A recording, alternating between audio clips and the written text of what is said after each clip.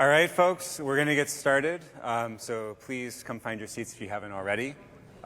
Today, we're here to talk to you about how to build an agentic RAG solution in Azure AI Search. My name is Matt. I'm a program manager on Azure AI. Hello, I'm Pamela Fox. I'm a Python cloud advocate, and I get to work with Matt quite a bit on helping developers build their solutions with AI Search, especially in Python and especially with AI. So giving you an overview of what we're going to talk about today, we're going to start off with an introduction to what is RAG. We're going to introduce our new agentic retrieval feature in Azure AI Search. We're going to talk about how to connect agentic retrieval to Agent Service in Foundry. And we're going to cover how to build an end-to-end agentic RAG solution and cover some questions. Okay, so Azure AI Foundry is this AI platform that we have. Of course, we've got the Foundry models, like the OpenAI models, or the other providers like Mistral and Llama, Cohere, etc. Then recently, we added the Foundry Agent Service so that you can have basically managed services to build agents. And we have all these tools that you're going to want to use as part of your generative AI applications, right? So we have Azure AI Search, which we're talking about today. But there's also other amazing tools there like Azure AI Vision, Azure Machine Learning, Azure AI Content Safety, Document Intelligence. Just, it's amazing like how many different things you can do with Azure technologies. Like I keep finding out about more every day. And Foundry kind of gives you this complete suite of capabilities all in one place. And we're going to meet you anywhere you are, whether you're developing locally or in production on Azure. We've got over 70,000 organizations using Foundry today. Raise your hand if you're one of them. Woo! That's awesome. That's really cool to see most of the rooms already using Foundry. That's amazing. Okay, so we want to make sure that we start off with an introduction to RAG so that we are all on the same page. How many of you are using RAG today? Nice. Okay. How many of you aren't using RAG today? Are there any? Okay, we got a couple. Thank you for raising your hand to justify me talking. But we want to make sure there's many different ways of doing RAG with many different systems. So we want to show how we have been doing RAG with AI Search for the last few years. So Azure AI Search is a search engine that's really optimized now for state-of-the-art RAG, right? That's right. We're bringing you state-of-the-art retrieval. We've got built-in integrations to wherever your data is so that you can bring it into AI Search and create an optimized RAG pipeline to answer any questions you might have. We also have an enterprise-ready foundation. We have many security compliance certifications. We've got lots of great private networking features and other security features to make sure that we're ready for use wherever you are. So let's talk a little bit more about what RAG is. Yeah, so we're going to start with the basic RAG. So here we have an example of a user question. This user is coming to this application in order to get help to understand their employee benefits. This is a really classic situation. We have so many people that are trying to make HR documents more accessible with RAG because they can be really overwhelming, right? I know sometimes Microsoft will just send in the snail mail the entire insurance information. It's I'm never, ever going to read that. I don't know why you just sent that to me, right? I would much rather just go and just say, this is my question, I want an answer, right? So we're trying to make information more accessible by giving users a way to ask their questions, right? So we take that user question, we send it to Azure AI Search, we get back all the matching document chunks from the search index. This is documents that we've already ingested and put into our search index and stored vectors and all that stuff. Then we send both the original query and those chunks to the large language model and say, hey, here's the information. Please answer this question based on the information and only on that information. If you don't have what you need, say, I don't know. That part's really important. And please provide citations so that the user knows where it came from, right? And those citations are a really important part of RAG. Whenever you're using an AI-powered tool these days, if you see citations, that's typically a good indication that, hey, what you're dealing with here is a RAG application. And for me, that always gives me more confidence because I'm okay, good. I can now follow the sources, see where it came from, and see if it's actually correct. So there we go. That's our basic RAG. That's what many people have been doing, when they first discovered RAG over the last few years. I'm going to do a little demo here. This demo is based off in an open source repo that Matt and I maintain. This repo has actually been deployed like hundreds of thousands of times. Has anybody here deployed it? It's Azure Search OpenAI demo. Okay, I see a few. Oh, look at this. That's so cool. All right, so that's the repo that we both maintain. And yeah, it has been deployed by many, many developers. We've gotten such good feedback from everybody who's worked with it, and we've added many more features to it. As of this week, it also has agentic retrieval, which we'll see coming up. But I'm going to show you the basic, really basic RAG, just using this example repo here. So I've taken that question from the slides, what is included in my Northwind Health Plus plan that is not in standard? And I already ran this question through it, and you can see here we got a response. You can see that that response has citations that go to PDFs. We can click on that PDF and actually jump to the page, which is really nice. And we can also look at the thought process to help understand what happened, right? So we can see we got the user question. We used that to search Azure AI Search, and we got back chunks from the index. So these are, I think in this case, we got back 10 matching chunks, so the 10 most relevant chunks. I just like to say chunks a lot. And then we go and we send this to the LM and say, hey, your job is to answer based on the sources. Here's the question. Oh, actually, those are our few shot examples. We do few shot here. Here's the question, and here's the sources. And that's how we get the answer. So once again, this is the simplest RAG that you can do. The cool thing is you can still get really good really good results from this RAG, especially when using AI search, because the retrieval is very good. But there's many ways that we can improve it, and we're going to be showing that today. So going back to the slides.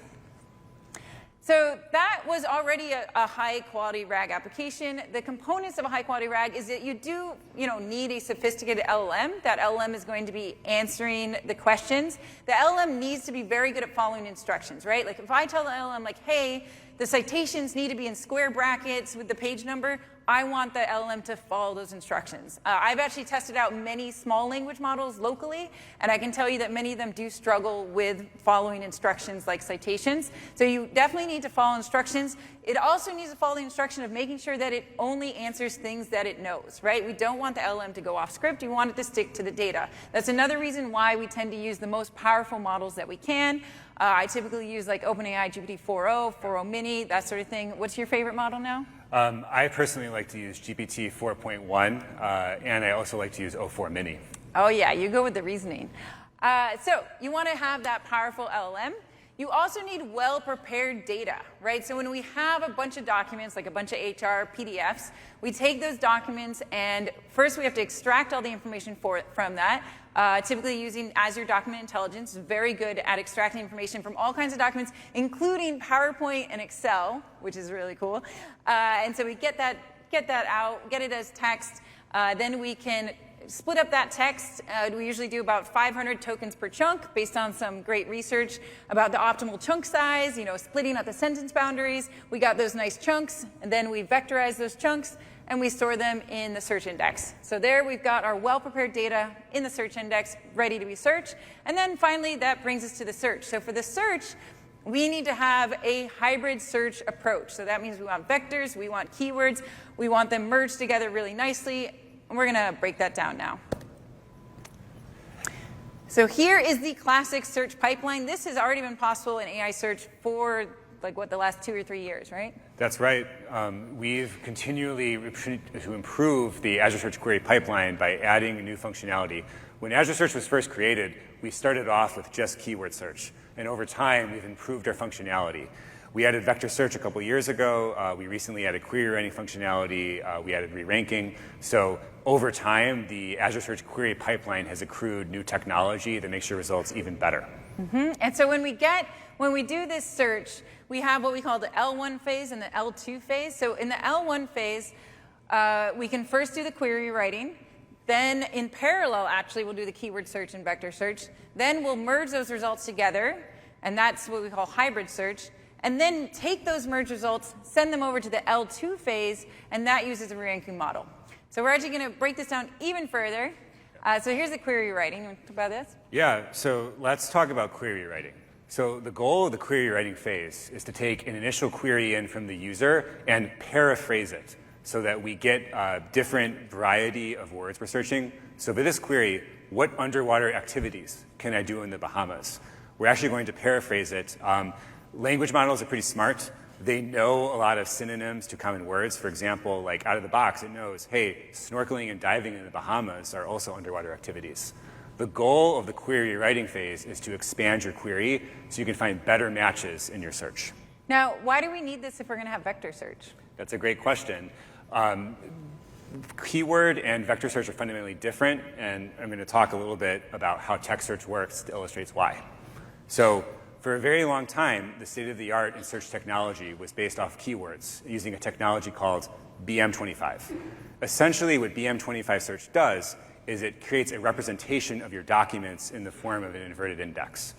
It tracks which keywords in your document show up in a giant list of documents called the inverted index, so they can be efficiently matched. The great thing about BM25 is it understands language pretty well, so it knows to deprioritize common words like to and the, and prioritize uncommon words in your search index, in this case in hotel descriptions, ocean, room, beach, get entries, while to and the might not. BM25 is still important today because many queries require exact matching on phrases, and that's another reason why query writing is important, so we can kind of increase the diversity of keywords we're matching on. Vector search. So everybody's talking about vector search over the last few years, and it is really exciting. It's become more possible thanks to all of the growing number of vector embedding models. So the idea of vector search is that we can take some input and we can send it through an embedding model, and that embedding model outputs a list of floating point numbers. And that vector represents that input inside a similarity space, right? And every embedding model has its own similarity space where it thinks that some vectors are closer to other vectors, right? I always think of how I have a 2-year-old, a toddler, and she often will just call me by her nanny's name, right? And I often call her by her older sister's name, right? So within the similarity space in our brain, these two people are very similar, and it's very, they're very semantically close in the head. Right? So every embedding model has a slightly different similarity space. So when you are using vectors, you're going to pick an embedding model and stick with it and make sure that you're only comparing vectors within the same embedding model space. So what we do is that we take all of our documents, like all those chunks that we generated, and for each of them, we compute their embedding. We store that in the search index, and then when we do the search, we vectorize the query that comes in and that says, okay, for this user query, which of the documents are closest? And we typically use cosine similarity as a way of determining it. That's a number from 0 to 1, 1 being the most similar. And so then we can get them back ranked by score. So it's really, really powerful because it just understands so much about the semantic space. It also works across language. So if somebody comes to the application and they start typing in Spanish or Japanese or something like that, it's still going to be able to find the most similar stuff to their query because these embedding models have been trained on more than just English. You can also even use multimodal embedding models, and we do that sometimes as well, where somebody could enter something that's like actually an image, and you can find the most similar text to an image. So there's a lot that's really compelling about vector search. I do always like to warn people, though, that when you do a vector search, you're always going to find results even if they're not good results. Because in a vector space, if you say, hey, what's the closest vector to this vector, there's always something that's closest, even if it's actually really far away, right? You're going to get back this result that's actually really far away, and it's going to show up in your results. So whenever you are using vector search, you do want to be really careful about avoiding noise. Because if you take that noisy result, that irrelevant result, and you send it to the LLM, much likely that you're going to get a hallucination or an incorrect answer. So we need a way of reducing that noise, and we do have a way that we can use. Right. So rather than use vector or keyword search in isolation, we're going to get the best of both worlds by combining them together. Azure Search uses a process called reciprocal rank fusion to combine these two result lists. This means that we get the strengths of keyword search, which are exact matching on phrases. Imagine I'm searching a flight number or a price or a product name. And I also get the strength of vector search, which is semantic similarity, like I walked my dog, I walked my cat. These are similar sentences, but they don't have the exact same keywords. So by putting these together, I can get the best results. Yeah, and like reciprocal rank fusion sounds really fancy, and I was intimidated when I saw it at first, but then I looked into it, and the way I like to think of it now is that you get the two results, those two results lists, and basically like if two results show up, if the same result shows up in both lists, then that's going to influence its merging, right? Because obviously if we get the same chunk from both vector and keyword, that's a pretty important chunk. So reciprocal rank fusion helps us to rank when that sort of thing happens. Now let's talk a little bit more about this re-ranking step that we run. Azure Search has brought in a deep learning cross-encoder model from the same model that actually powers Bing search results called Semantic Ranker. What we're going to do is we're going to take those results from hybrid search and do a second pass. Each of the top 50 results of our query gets recompared to the original query, and we ask the question, is this really the most relevant result?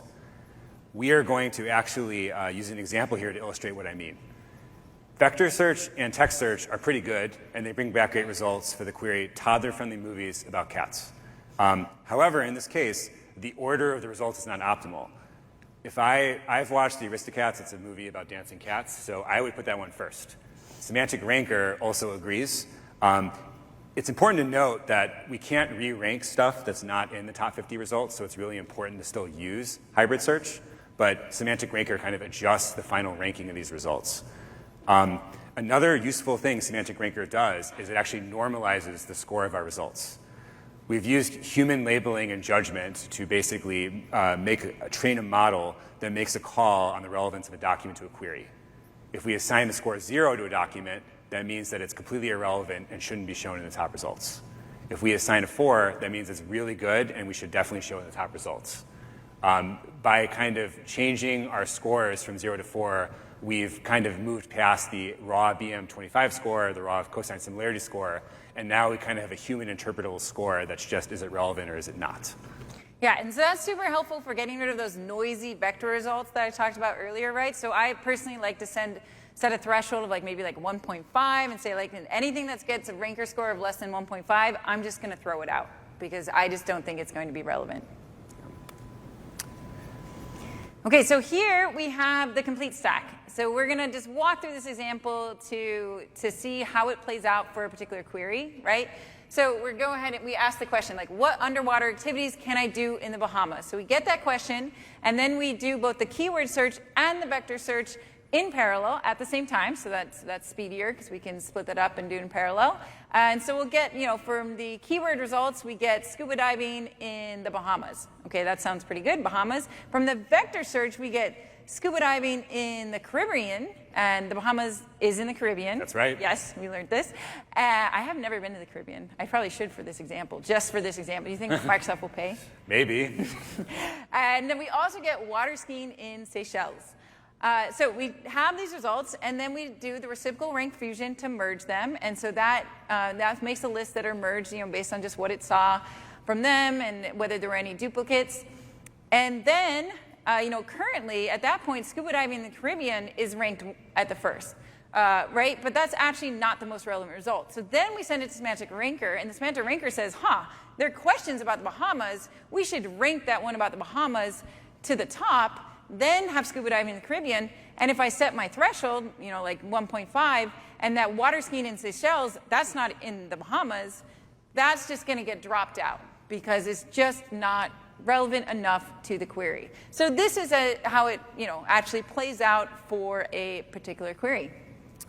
That's great. Right. So that's, it gives you really, really good search. I mean, this is why, whenever somebody's asking me Pamela, how do you do RAG on documents? It's use AI search. It's really good. It has all this built in, and you can get great results. However, we still do get feedback sometimes that, hey, even with all of that we just showed you, everything we've had available, over the last year, sometimes your RAG applications may still struggle with complex queries like this. Yeah, so let's dive in and try to understand why might RAG struggle with these queries. So on the left-hand side, we kind of have simplified versions of queries. We're asking a question about a specific security update, like KB, whatever. But when I try to take that question a step further, and I say, hey, I don't want to just know about the security update. I want to know what systems is it compatible with. Regular RAG might struggle because we're trying to search this complex question, and there's actually multiple questions embedded inside of it. We've highlighted the two distinct questions, which is, what does the security patch fix, and which systems is that patch compatible with? Same as below, if we take it into HR terms, if I'm just asking, hey, what's the cost of the copay, we might find some relevant results. But if I ask the question, what's the difference in costs for copays versus split pays, that's actually a harder question for RAG to get right. So how can we deal with this additional complexity? We've introduced a new feature called agentic retrieval, which will help you actually answer these more complex questions. Starts off with basically 3 new parts. The first part is query planning. Instead of just searching our original question, we're going to run the question through a query planner powered by language models. This query planner will break the original question down into subqueries that are informed by the underlying information need of the question rather than the literal terms. We are then going to fan out and run all these queries in parallel using the entire search retrieval stack we just described. Once we have the most relevant results for each of these subqueries, we're going to merge them back into a single list that we can then use to power our final answer generated by another language model. What this means is that we've actually updated Azure Search to, rather than taking in a single query string, we can also take in conversation history with a chatbot. Whether you're powering a support experience, HR chat, or any other agent experience where there's a chat, we're going to take that entire conversation history in so we can plan the best queries to power the information need. We run our entire search retrieval stack to get the merged results. And while we do the query planning, we're also going to make a bunch of other fixes. Many of the query rewriting functionality I described is also included in query planning via correcting spelling and paraphrasing. Let's look at a more concrete example of what it means to change our RAG to use agentic retrieval. We're going to ask the same question we did before, what's included in my Northwind Health Plus plan is non-standard, but this time we're going to use agentic retrieval instead. We're going to use a large language model to do query planning, and we split that original question into 2 parts. We're going to look for the plan benefits for Northwind Health Plus and the plan benefits for standard Northwind Health. We're going to get the results for both of these queries, combine them together, and we get an equivalent answer, but this time we have a little bit more information to generate the answer with. So in concrete terms, what we did in Azure AI Search is we introduced a new concept called the knowledge agent. This knowledge agent is what's responsible for actually running that query planning step. So this knowledge agent actually connects to a large language model, takes in the conversation history, runs the planning step, runs all the queries in parallel, and it actually returns the results in 2 primary ways. The first thing it returns is a list of document references, which is very similar to the search results list you might be used to. The second thing we return is an activity log that describes what the query planner did at every step along the way and additional metadata about cost and how long it took for full transparency. Let's look a little bit more deeply at the code and try to understand how exactly we can create a knowledge agent in Azure AI Search today. We've added a new top-level object called agent, which represents the knowledge agent concept. When I create a knowledge agent, I bring 2 pieces of connection information. The first is the search index on my search service, which is already loaded with all the chunks of documents I want to perform RAG over. We can optionally set a default re-ranker threshold so that when I run semantic ranker on this index, I'm making sure to only keep the most relevant documents from my search queries. We also specify a connection to an Azure OpenAI model that's provisioned in your own subscription that we use to do query planning on. We're going to support both API key and managed identity authentication to this model. All right, so that's REST API code, but of course, I am a Python developer, so I want to write some Python, and it is now available in the SDK. When did that SDK drop? Friday. Friday. So you can imagine we've had a really fun week. So here's the code that we can use in the Python SDK. Now, how many people here are actually Python users? Oh my gosh, we got Python people this year.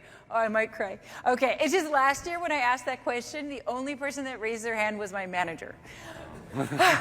This is awesome. Okay, too excited. All right, how many people are C# developers? All right, there is a C# SDK. That's right, and C# examples.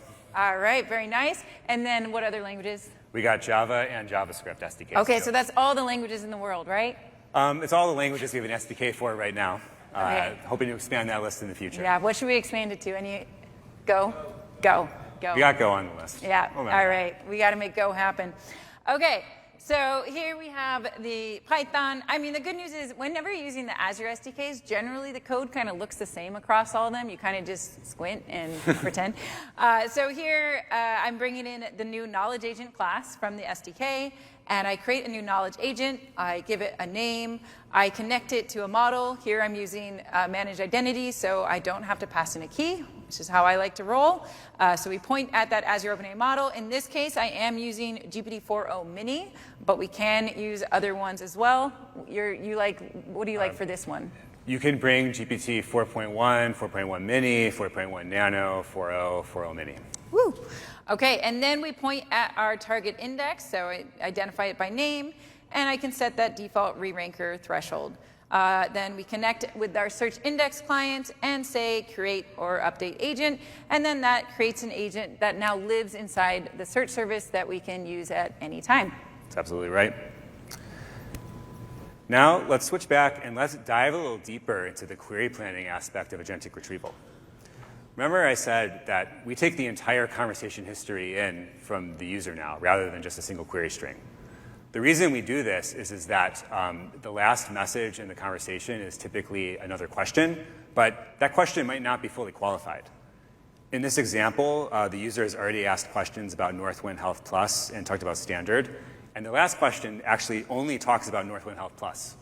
If we looked at this question in isolation, we wouldn't be able to do a good job planning subqueries to find the information we need. Because we have the entire conversation history, we're actually able to generate 2 informed queries, specifically talking about what are the payroll reductions related to both health plans, Northwind Health Plus and Northwind Health Standard, even though the last message in the conversation only mentioned Northwind Health Plus. So this ends up being really important for query planning quality. Let's look a little bit more now. We've created our knowledge agent in code. Let's see how to actually use it to generate the query plan and get our results so we can generate an answer. So we're going to note that rather than accepting a single query string, we're accepting this whole conversation. The format is very similar to what you're probably used to if you use the responses of the Chat Completions API. It's basically a list of conversation turns between the LLM and the user. We also accept some additional parameters on the retrieval itself. 2 of the most important ones, we're going to let you bring a metadata filter. So in your search index, you have another column that you want to filter on. Like let's say I've tagged all my chunks with what they're meant to be used for. And my chatbot's only supposed to answer support questions. I can actually further restrict the searches I run by supplying this filter when I run the agentic retrieval. I can also override what re-ranker threshold I want to use for this particular query. Let's see how that works in Python. All right, back over to SDK land. So I'm going to start off with setting up the conversation. In this case, my conversation has, here we start off with a system prompt. And we could add some additional messages to that. Here I have the user that's asking this long question here. So this is actually just really what we call a single turn at this stage. But we can add more turns to this as we go on. So we have this list of messages. We set up the knowledge agent retrieval client, which points at the search endpoint and the agent name and receives our credential. And then we can call retrieve. So that corresponds to that call you just showed on the slide. So in that retrieval request, we're going to pass in those messages. We got to do a little transformation to turn them into the SDK version. It'd be cool if you just let us pass in the list, but okay. Yeah. And then so we transform it.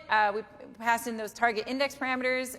And here I've also included this additional parameter, include reference source data true. That's going to give us back the references in a particular format that we might want to use. We're going to talk about that format really soon. And we get back the response here, and we can append this response. This is actually a string that we get back, and this is a string designed for us to be able to add to our conversation. So we'll talk about that as well next. All right. Let's talk more about what exactly are we getting back from agentic retrieval, and how does this result merging step really work? So recall that the query plan is issuing multiple queries simultaneously. We get back an ordered list of these subqueries in re-ranker order. Remember, we applied the entire edge search retrieval stack. We finished with semantic ranker. So now the scores are all normalized between 0 and 4.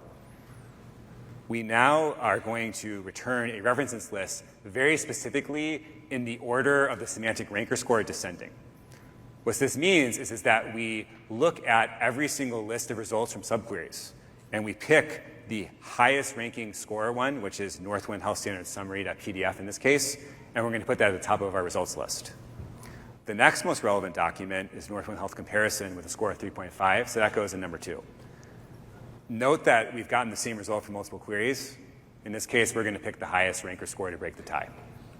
Finally, we put the still very relevant but least relevant among the 3 Northwind Health Plus Summary at the bottom. So this references list by default is sorted in this descending order. Now, I want to see it in code. Let's do it. For me, I always understand things better when I see it That's in right. code. Let's do it. So here we go. We've got some code.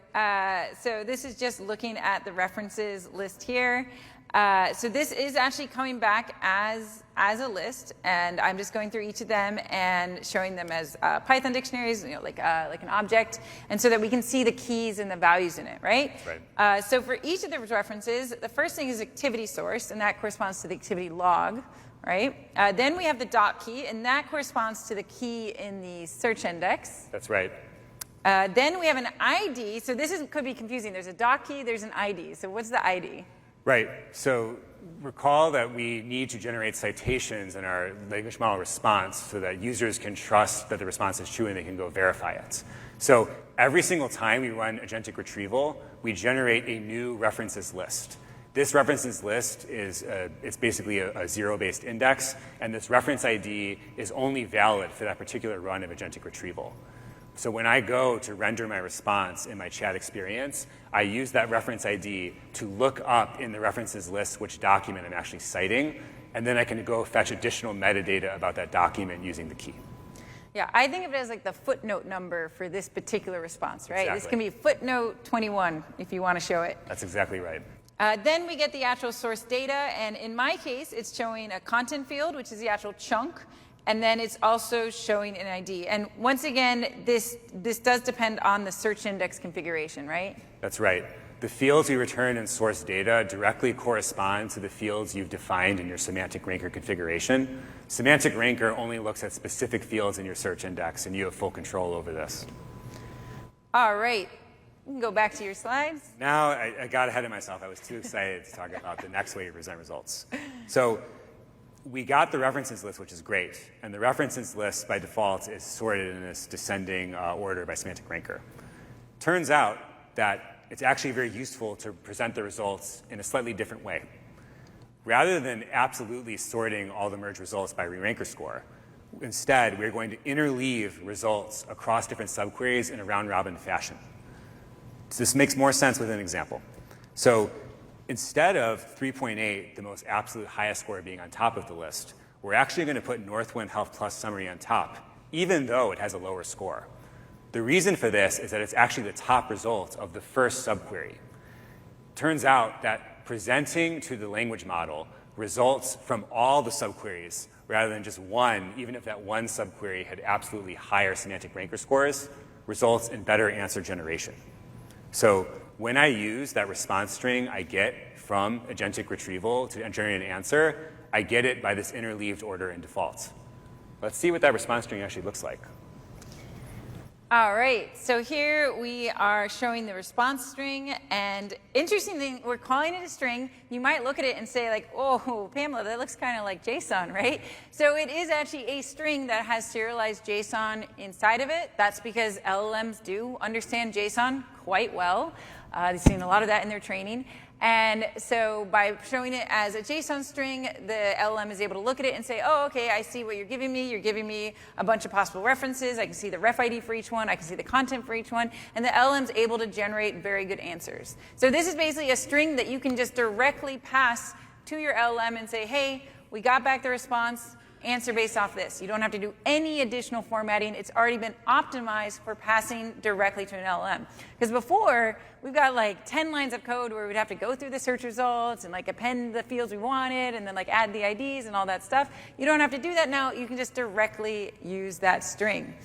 So I think it's really interesting that we have these two different ways of doing it, the interleaved and the descending. I found that out yesterday, and we actually like ran a bunch of evaluations yesterday, and at least in this particular RAG app with this data, we were getting better results from the interleaved. But I think it'll be interesting to see if that's true for all domains. That's right. So let's now move on from the response string, and let's talk a little bit more about that activity log. So the activity log is designed for maximum transparency. In particular, we're going to make sure you have enough information from this activity log to help you estimate costs. When we use language models, typically the model we use is kind of paying per million tokens. And it's really hard to know and estimate your costs if you don't really know, hey, how many tokens am I actually using? So you'll very easily be able to look at the activity log and immediately see how many tokens your query plan is consuming. We are also going to give you metadata about what queries the plan is actually generating, how many results those queries are returning, how long it took to run. So this can be really useful for debugging, hey, agentic retrieval is not behaving the way I expected. What is it actually doing under the hood? Let's take a look at that activity log in code. All right, I do love the transparency. Anything that an API can do to make things easier to debug is my favorite. So here we're looking at the activity log. So activity log comes in as a list of the activities that happened. So first we see that some model query planning happened. It looks like that took 1,270 input tokens and had 221 output tokens. So those would count towards our token counts. Then we have an Azure Search Query. We actually have two Azure Search Queries. Now these look sequential in the log because we're using a list, but these actually do get done mostly in parallel, right? Right. They're started in parallel, and we include the actual time they're executed at, and there might be like slight differences here, but for all intents and purposes, it's basically parallel. Okay, and we can also look at the queries for each of them. So this was the first query that it did, and then this was the search query, second query that it did. We can see how long each of the queries took. We can see how many documents came back from each of these queries, and check what index it was done on. So it's a lot of really great information here. Thank you for putting that and making developers' lives easier. We always appreciate that. Thank you. All right. Ooh. Now it's time to go see our end-to-end demo. Let's see what agentic retrieval looks like in the RagChat demo. Yeah, so we did add agentic retrieval to the sample. We merged the first version on Monday and merged some improvements about an hour ago. Yeah. So it is there for you all to try. We've got a link to the specific docs about how to enable it because it is an optional feature in preview. It's something we want everyone to try and give feedback on how it works. And I will demonstrate it. So going back over here. All right. So here I have it enabled. You can tell because in the developer settings, it now says use agentic retrieval and it's checked. And when we have it checked, we can even pick between the two different merge strategies. You added that yesterday. That's really cool.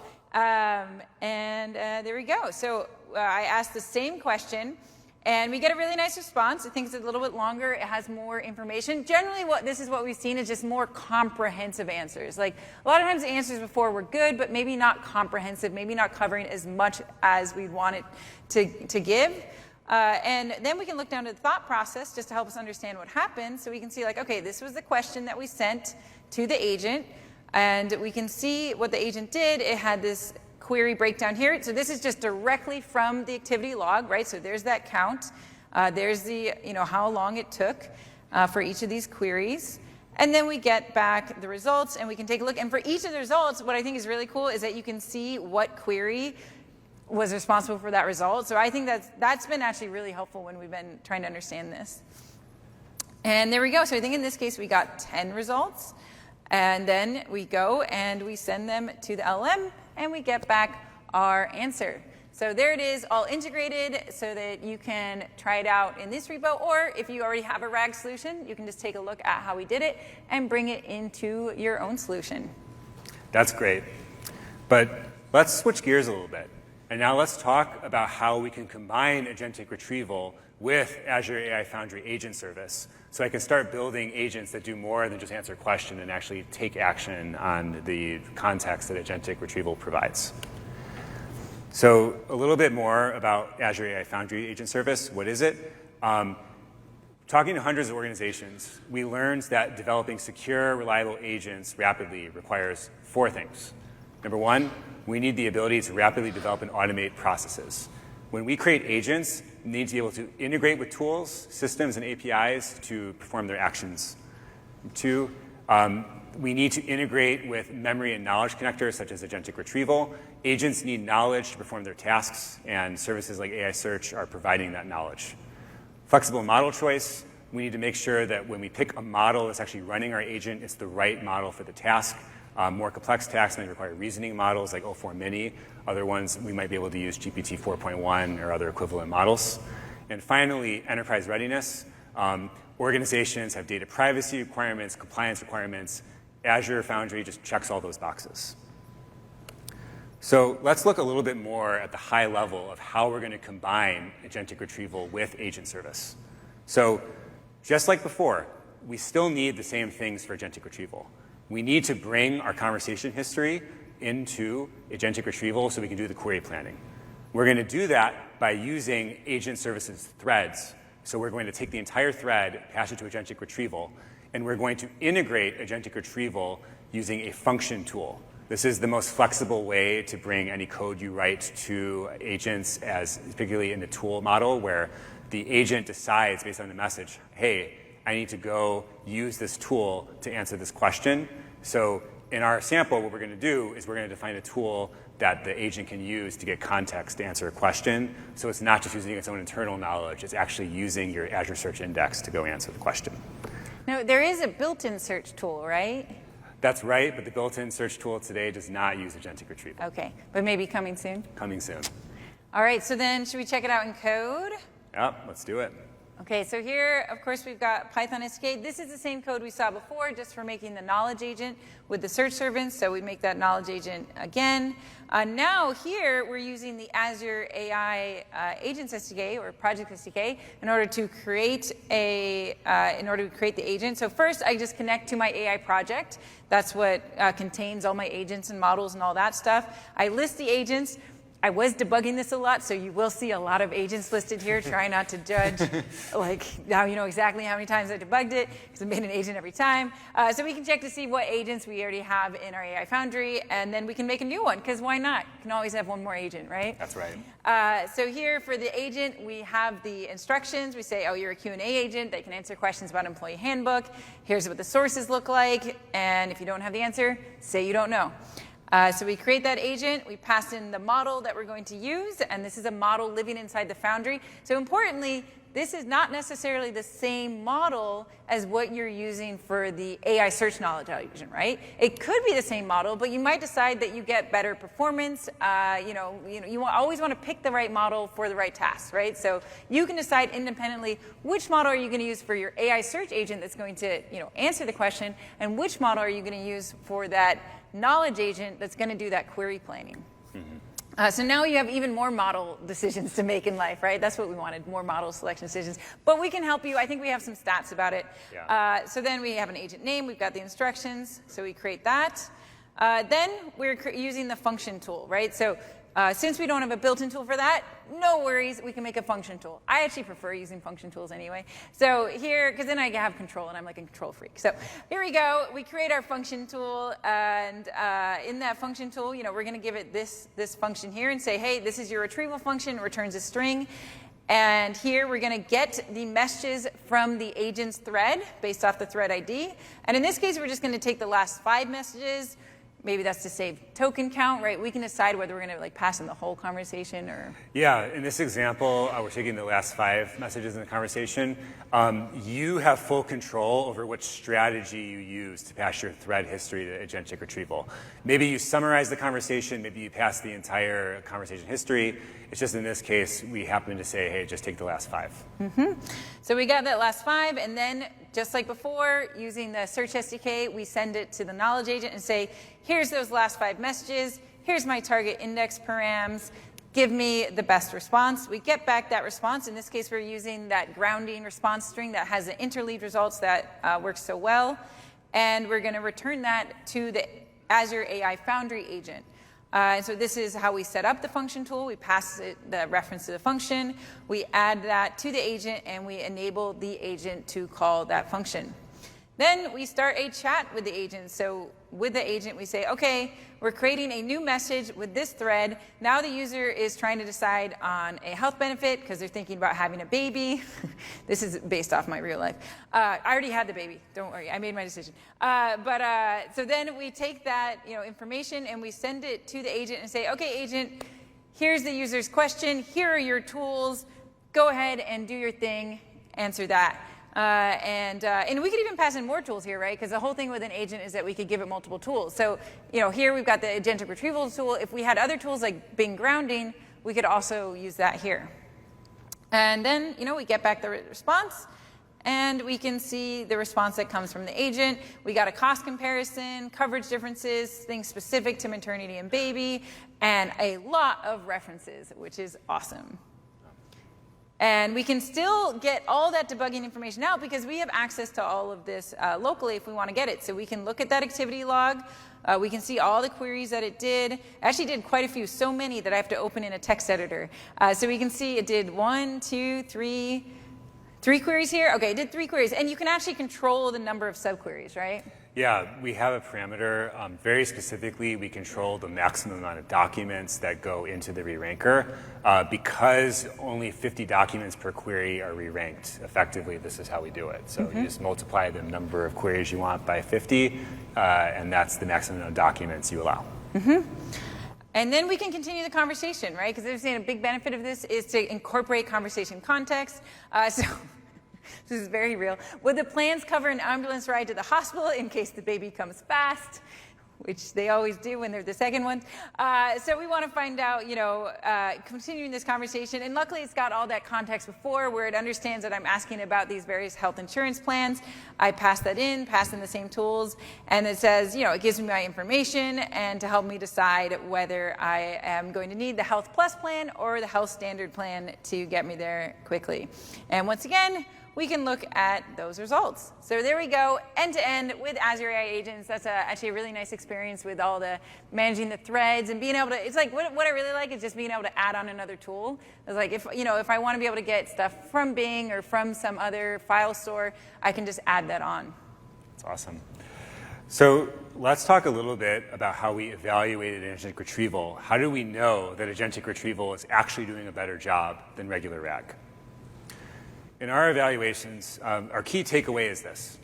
If you have complex queries that require information from multiple documents, we see a 40% lift in answer relevance over regular RAG. Also, we see a 30% improvement in result answer rate. What that means is that where regular RAG would say, I don't know, and give up because it can't find the relevant context, agentic retrieval kind of continues on and using query planning is actually able to produce an answer to a previously unanswered question. We see similar performance on similar queries, which means that there were no regressions. So you shouldn't see worse performance with agentic retrieval on simpler queries, but complex queries are where agentic retrieval really shines and gives you a better experience. We have a great blog post, the link below, that kind of walks through the full evaluation methodology for this, so be sure to give it a look. Another evaluation we ran was on how the query planner actually behaves depending on the model you choose. In general, models like 4.0 Mini tend to produce more subqueries than larger models like 4.0. We can use this information to our advantage. In questions where we need large amounts of subqueries, using Mini may give you better results. In questions where large amounts of subqueries don't matter as much, it's okay not to use it. But it's important to do your own testing and kind of make sure you're using the right model for your right scenario, but this is the general guidance we have. And you were surprised by that, right? I remember you messaging me like, whoa. Yeah. Speed of agentic retrieval is directly related to the amount of subqueries because the more subqueries you run, the longer it takes. So counterintuitively, you may find that it takes longer to get results if you use a mini query planner compared to a full size. Another thing you can use to help you mitigate this is to set the maximum amount of subqueries for your planner so you consistently say, hey, don't use more than 2 or 3 subqueries in this plan. We have a lot of customers today using AI Search successfully. A great quote from Andres Gomez, who's senior data scientist and founder of AGG Solutions. Using Azure AI Search for our React chatbot significantly improved our customer support experience. I really hope that you all get a chance to try Azure Search with agentic retrieval, and I hope that you have a similar experience as well.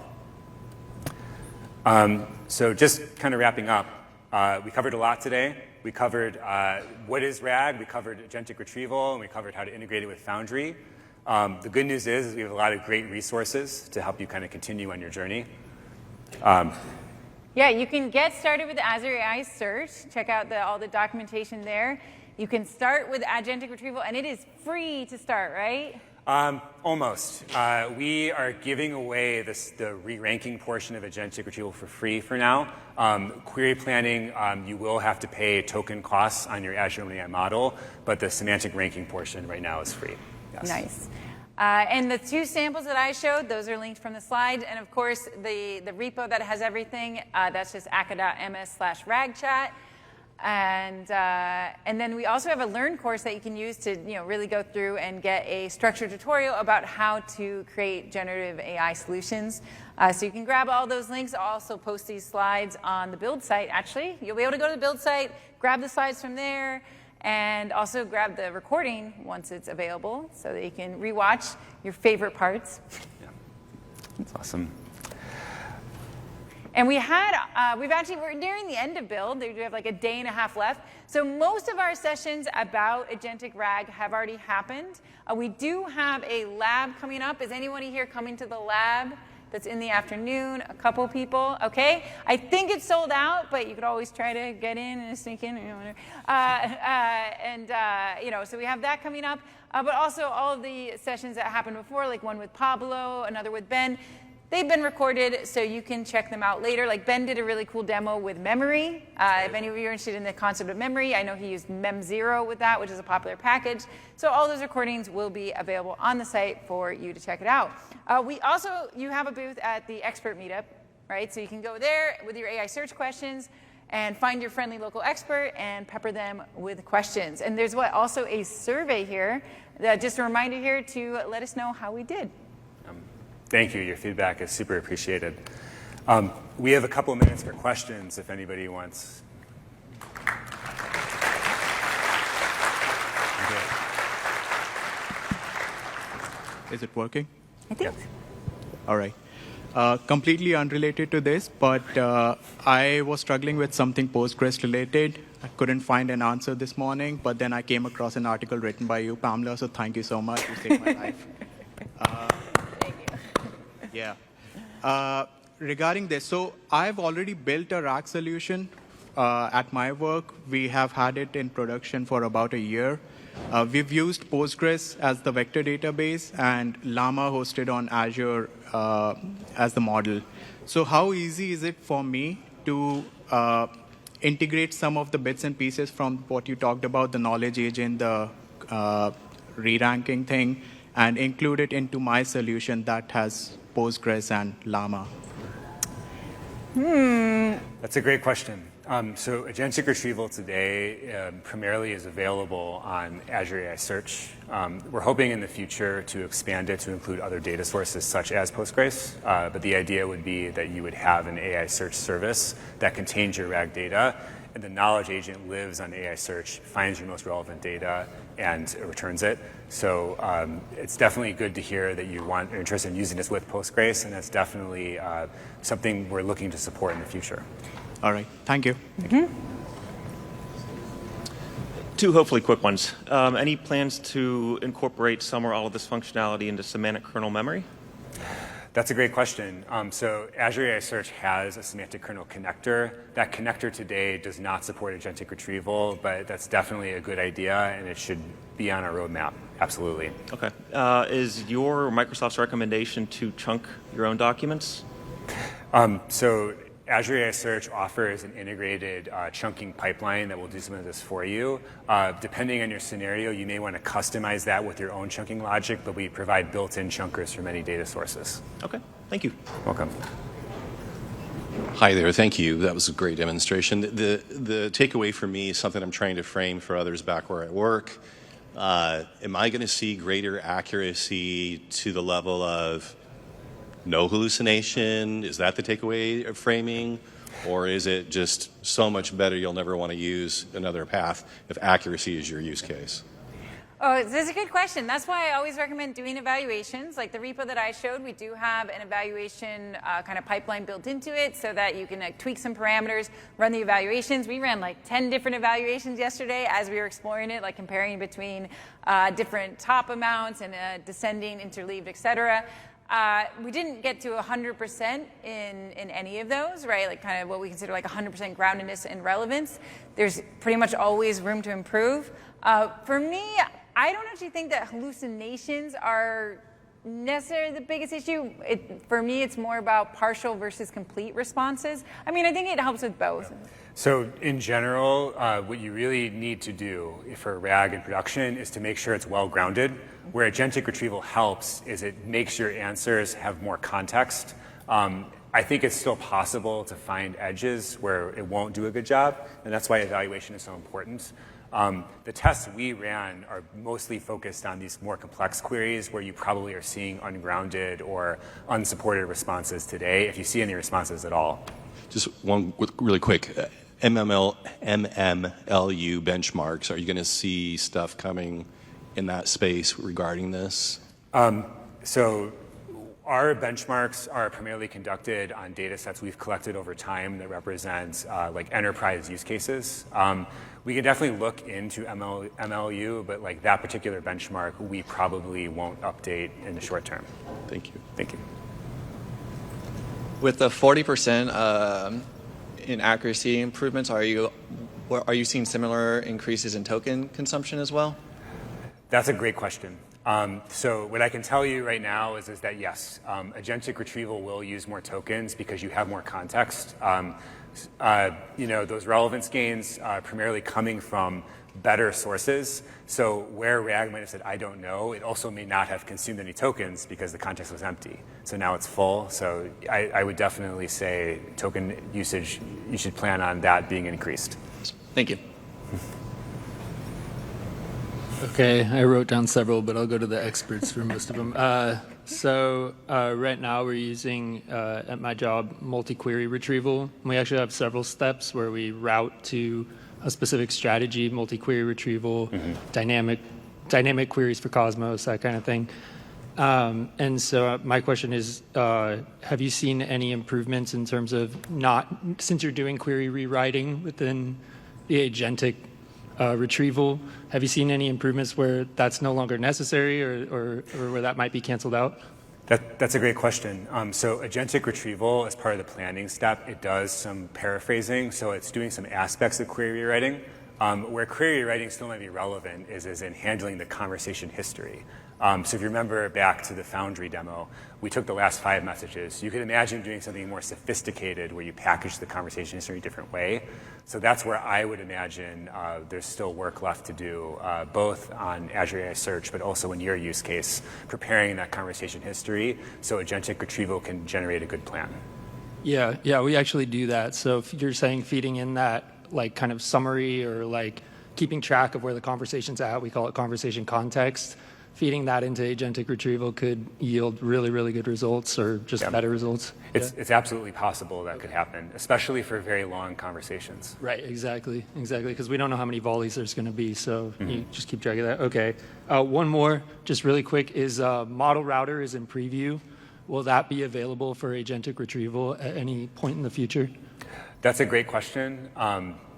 Model router is super interesting, and we want to look into it more, but at this time, we don't have a concrete date where that would be available. Okay.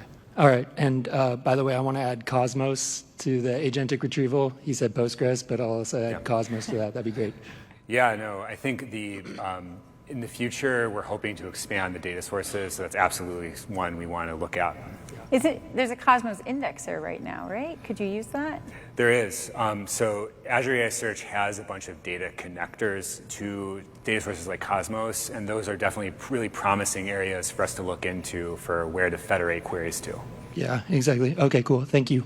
No problem. This was a really good, very informative session, so thank you. I'm definitely going to try this out in my RAG application. One question that I had was during the query planning stage, right? If there is any industry-specific lingo or acronyms, right? Is there a way it can actually create better questions? Because what I saw in my application, when someone uses like, TPA or like any acronym, right? It doesn't do a good job. Yeah. That's a great question. So Azure Search supports something called synonym maps, which is basically a giant list of equivalent terms. And we've improved our ability to handle these synonym maps during retrieval. We're hoping to expand agentic retrieval to take into account a similar concept so that you can customize the query planner. That's great feedback because at this time, the only way to customize the query planner is to use the conversation history. So that's great feedback. Thank you. So you could stuff it in the conversation history right now. You could always stuff it. Yeah. Thank you. Oh, Hey, great presentation, by the way. Thank you. I downloaded your RAG application probably 6-8 months ago, where it was GPT-3 at that moment. And you had a version for Python and a version for C#.